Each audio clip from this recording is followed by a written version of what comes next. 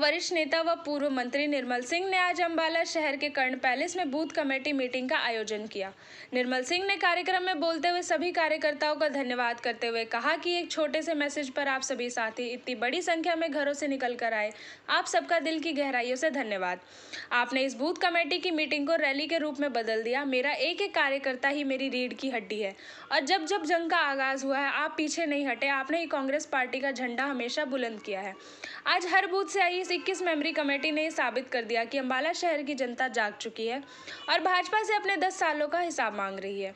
इस अवसर पर संबोधित करते हुए उन्होंने कहा कि प्रदेश में कांग्रेस की सरकार बनने जा रही है और सरकार बनने के बाद प्राथमिकता के आधार पर बेरोजगारी और अपराध का सफाया किया जाएगा, क्योंकि बीजेपी सरकार युवाओं को रोजगार और नागरिकों को सुरक्षा देने में पूरी तरह से नाकामयाब साबित हुई है। इसी वजह से हरियाणा बेरोजगारी और अपराध के मामले में पूरे देश में पहले नंबर पर पहुंच गया है। यही वजह है कि आज युवा भर्ती घोटालों के खिलाफ व नौकरी मांग के लिए और व्यापारी सुरक्षा की मांग के लिए आंदोलनरत है। कार्यकर्ताओं को संबोधित करते हुए निर्मल सिंह ने कहा कि सरकारी विभागों में 2 लाख से ज्यादा पद खाली पड़े हुए हैं, लेकिन सरकार उन पर पक्की भर्ती करने के बजाय कौशल निगम के जरिए पदों को भरने में लगी है। कौशल निगम में कर्मियों के साथ बेहद दुष्शोषण होता है। अब उनके वेतन में मामूली बढ़ोतरी करके बीजेपी उनके घावों पर नमक छिड़क रही है, क्योंकि कौशल कर्मियों को बमुश्किल 15,000 रुपये महीना वेतन मिलता है। उसमें मामूली बढ़ोतरी कर्मियों के साथ भद्दा मजाक है। निर्मल सिंह ने कहा कि कांग्रेस बनाने वाली सरकार अब खाली पदों पर पक्की भर्तियां की जाएंगी और बेरोजगारी पर अंकुश लगाया जाएगा। प्राइवेट सेक्टर में निवेश को बढ़ाने के लिए अंबाला शहर में आईएमटी लाना मेरी पहली प्राथमिकता होगी। पहले से स्थापित आईएमटीज को उद्योगों का विस्तार और रोजगार सृजन होगा।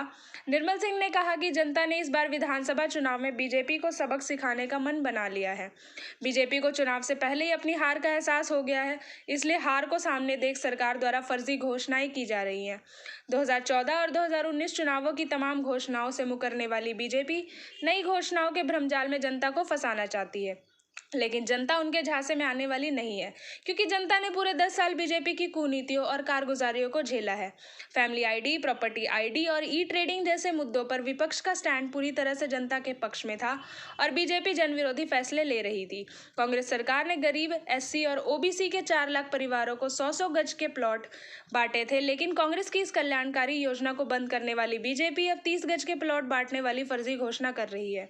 प्लॉट का झांसा देकर गरीबों से 10-10 हजार रुपए लिए जा रहे हैं, जबकि सरकार ने प्लॉट के लिए ना कोई जमीन चिन्हित की है, ना कोई डिमोक्रेशन हुआ है और ना ही नक्शा सामने आया है। ना पानी कनेक्शन, सड़क, गलियों व सीवरेज का कहीं कोई जिक्र हुआ।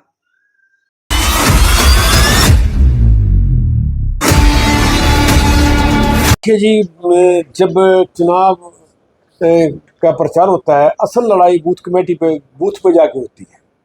और जनरली मैंने देखा है कि बहुत से लोगों पे बूथ पे कोई टीम नहीं होती। हमने इस तरफ ही ज़्यादा ध्यान दिया है इस बार, हमेशा ही। हमारे पास आज 21 साथियों की एक टीम है हर बूथ पे, है ना, और ये बढ़ने को है।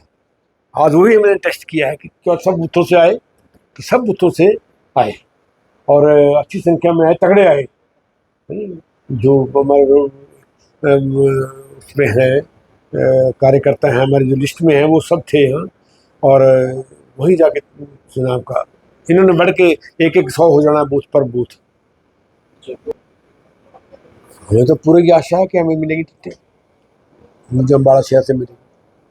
और कैंट में चित्रा को मिलनी चाहिए। आ रहे हैं लोग, आते नहीं उनकी मीटिंगों में, यही कारण है ना।